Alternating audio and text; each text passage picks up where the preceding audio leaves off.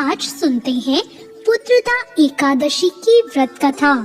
पुत्रदा एकादशी का व्रत हर वर्ष पौष के महीने की शुक्ल पक्ष की एकादशी को किया जाता है।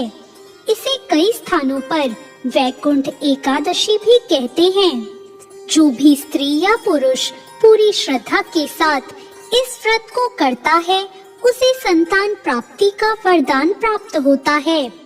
श्री युधिष्ठिर ने भगवान श्री कृष्ण से कहा कि कामिका एकादशी का वर्णन मैंने विस्तार से सुना, अब आप मुझे पुत्रदा एकादशी की कथा सुनाइए। भगवान श्री कृष्ण ने कहा, अब मैं तुमसे पुत्रदा एकादशी की कथा कहता हूँ, ध्यान पूर्वक सुनो। भद्रावती नाम का एक राज्य था जिस पर सुकेतु नाम का एक राजा राज करता था। राजा सुकेतु की जो धर्मपत्नी थी उनका नाम शैव्या था, लेकिन उन दोनों की कोई संतान न होने के कारण राजा रानी बहुत दुखी रहा करते। संतानहीन होने के दुख को झेलते हुए एक दिन राजा ने अपना राजपाट अपने महामंत्री को सौंप दिया और अपनी पत्नी शैव्या के साथ वो वन के लिए चल दिए। राजा रानी ने आत्महत्या का मन बना लिया और घने वन के अंदर वो जाते चले गए। राजा रानी दोनों आत्महत्या करने की सोच रहे थे। तभी राजा ने कहा, आत्महत्या करना घोर और महापाप है। आत्महत्या किसी को शोभा नहीं देती। और उसी पल उन्हें वेद पाठ और मंत्रों की ध्वनि सुनाई दी और वो दोनों उसी ध्वनि की ओर चलते चले गए। उन्होंने देखा कि एक सरोवर के निकट बहुत से ऋषि मुनि वेद पाठ कर रहे हैं।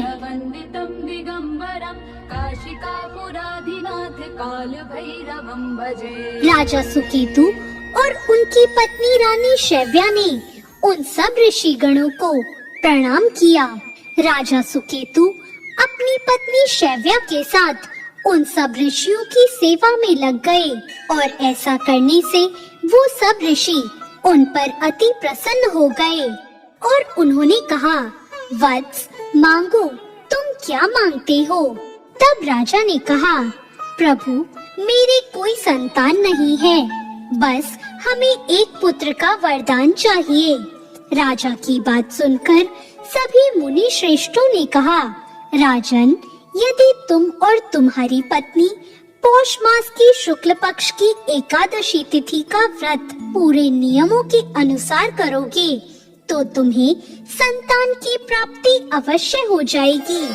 और ऐसा सुनकर राजा और रानी अपने राज्य भद्रावती आ गए और कुछ ही दिनों के बाद पौष महीने की एकादशी तिथि आई और फिर राजा सुकेतु और रानी शैव्या ने वैकुंठ एकादशी यानी कि पुत्रदा एकादशी का व्रत पूरी श्रद्धा के साथ किया, जिस कारण भगवान विष्णु उन पर बहुत प्रसन्न हो गए और उन्हें संतान प्राप्ति का वरदान दे दिया।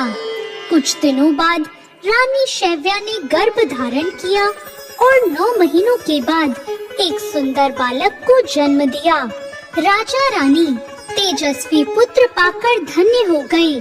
कहा जाता है कि कोई भी व्यक्ति अगर श्रद्धा रूप से भगवान विष्णु की पूजा अर्चना करता है और पुत्रदा एकादशी का व्रत करता है, उसकी सभी मनोकामनाएं पूर्ण होती है और उसे संतान की प्राप्ति होती है।